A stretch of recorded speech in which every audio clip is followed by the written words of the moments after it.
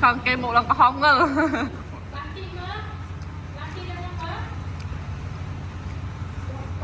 Ui chặt rồi được.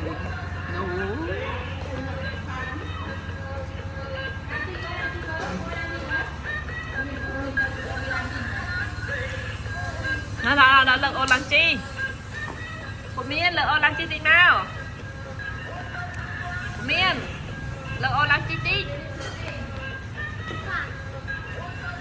Không Miên.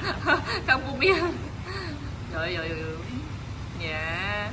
Hello. Good morning. Nè.